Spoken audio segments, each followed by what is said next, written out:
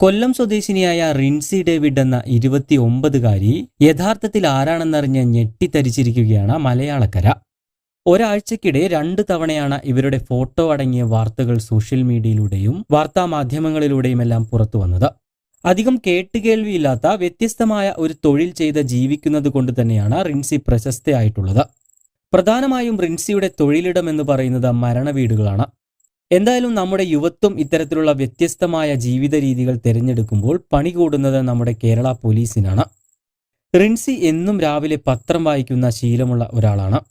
പത്രങ്ങളിലെ മരണവാർത്തകളോടാണ് റിൻസിക്ക് കൂടുതൽ ഇഷ്ടം. മരണം നടന്ന വാർത്തകളെല്ലാം പരതി അതിൽ മരണപ്പെട്ട ആളുടെ സംസ്കാരം എന്താണെന്ന് കണ്ടെത്തും. തുടർന്ന് അഡ്രസ് തപ്പിയെടുത്ത് അങ്ങോട്ട് വെച്ചുപിടിപ്പിക്കും.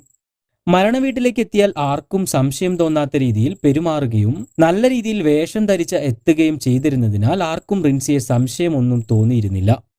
അങ്ങനെ കഴിഞ്ഞ മെയ് മാസം 7-ാം തീയതി കൊച്ചിയിലെ ഒരു മരണവീട്ടിലും റിൻസി എത്തിയിരുന്നു. അവിടെ എത്തി കുടുംബത്തിലെ ഒരു അംഗത്തെ പോലെ സങ്കടം നിറഞ്ഞ മുഖവുമായി വീട്ടിൽ നിലയുറപ്പിച്ചു. തുടർന്ന് മൃതദേഹം വീടിനകത്തേക്ക് കൊണ്ടുപോകുന്ന സമയത്ത് ആൾക്കൂട്ടത്തോടൊപ്പം റിൻസിയും വീടിനകത്തേക്ക് കയറി പറ്റുകയായിരുന്നു.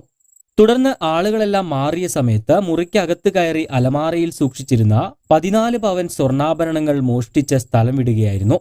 വിദഗ്ധമായ മോഷണം നടത്തി മുങ്ങിയ റിൻസിയെ പിടികൂടാൻ പോലീസിന് ഇതുവരെയും സാധിച്ചിരുന്നില്ല. അതുകൊണ്ട് തന്നെ റിൻസി സ്വർണമെല്ലാം കൊല്ലത്തെ ഒരു ജ്വല്ലറിയിൽ പോയി വിൽക്കുകയും ചെയ്തിരുന്നു. എന്നാൽ തന്റെ തൊഴിലിനോടുള്ള അടങ്ങാത്ത ആത്മാർത്ഥത കൊണ്ട് ഓഗസ്റ്റ് 19-ാം തീയതി വീണ്ടും പെരുമ്പാവൂരിലെ ഒരു മരണവീട്ടിലേക്ക് റിൻസി എത്തി. അവിടെയും ഇതുപോലെ മൃതദേഹം പള്ളിയിലേക്ക് കൊണ്ടുപോയ സമയത്ത് വീടിനകത്ത് കയറിപ്പറ്റി കട്ടിലിനടിയിൽ സൂക്ഷിച്ചിരുന്ന ബാഗ് എടുത്ത് മുങ്ങുകയായിരുന്നു. എന്നാൽ അവിടെ റിൻസിക്ക് പണി പാളി. വീട്ടിൽ നിന്നും ബാഗ് എടുത്ത് തിരിച്ചു പോകുന്ന റിൻസിയുടെ മുഖം ആ വീട്ടിലെ CCTVയിൽ പതിയുകയായിരുന്നു. അവിടെ നിന്ന് 45 ഗ്രാം സ്വർണവും 90 കുവൈറ്റ് ദിനാറുമാണ് മോഷണം പോയിരുന്നത്. മോഷണം നടത്തിയ ഉടൻ തന്നെ ഓട്ടോറിക്ഷയിൽ കയറി രക്ഷപ്പെടുന്ന ദൃശ്യങ്ങളും പോലീസിന് ലഭിച്ചു. പിന്നീട് ശാസ്ത്രീയമായ അന്വേഷണത്തിനൊടുവിൽ വൈറ്റിലിൽ നിന്നും പോലീസ് ഇവരെ പിടികൂടുകയും ചെയ്തു. തുടർന്നാണ് ഇതേ തരത്തിലുള്ള വേറെയും മോഷണങ്ങൾ നടത്തിയിട്ടുണ്ടോ എന്ന് പോലീസ് പരിശോധിക്കുന്നത്. അങ്ങനെയാണ് എളമക്കരയിലെ മരണവീട്ടിൽ നടന്ന മോഷണവും തെളിയുന്നത്. തുടർന്ന് റിൻസിയെ എളമക്കര പോലീസും അറസ്റ്റ് ചെയ്യുകയായിരുന്നു. മോഷ്ടിച്ച സ്വർണം വിൽപ്പന നടത്തിയ കൊല്ലത്തെ ജ്വല്ലറിയിൽ നിന്ന് സ്വർണം പോലീസ് കണ്ടെത്തിയിട്ടുണ്ട്. കഴിഞ്ഞ ദിവസം കോഴിക്കോടും ഒരു യുവതിയുടെ വ്യത്യസ്തമായ മോഷണം വാർത്തകളിൽ ഇടം പിടിച്ചിരുന്നു.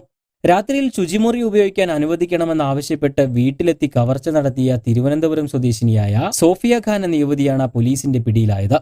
വീട്ടിലെത്തി മൂത്രമൊഴിക്കണമെന്ന് ആവശ്യപ്പെടുകയും ശുചിമുറി കാണിച്ചു കൊടുത്തപ്പോൾ ഒറ്റയ്ക്ക് പോകാൻ പേടിയാണെന്നും കൂട്ടുവരുമോ എന്നും വീട്ടമ്മയോട് ചോദിക്കുകയായിരുന്നു.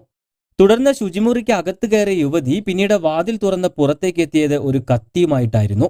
തുടർന്ന് വീട്ടമ്മയെ കത്തികാട്ടി ഭീഷണിപ്പെടുത്തി കഴുത്തിൽ കിടന്ന മാല പൊട്ടിച്ചെടുക്കുകയായിരുന്നു. എന്നാൽ വീട്ടമ്മ ബഹളം വെച്ച ആളെ കൂട്ടിയതിനാൽ യുവതി ജീവനും കണ്ട് ഓടി രക്ഷപ്പെടുകയായിരുന്നു. പിന്നീട് CCTVകൾ കേന്ദ്രീകരിച്ച് നടത്തിയ അന്വേഷണത്തിനൊടുവിലാണ് പോലീസ് ഇവരെ പിടികൂടുന്നത്. എന്തായാലും ഇത്തരത്തിലുള്ള കേട്ടുകേൾവിയില്ലാത്ത മോഷണ രീതികൾ ഓരോരുത്തരും ശ്രദ്ധിക്കേണ്ടത് തന്നെയാണ്.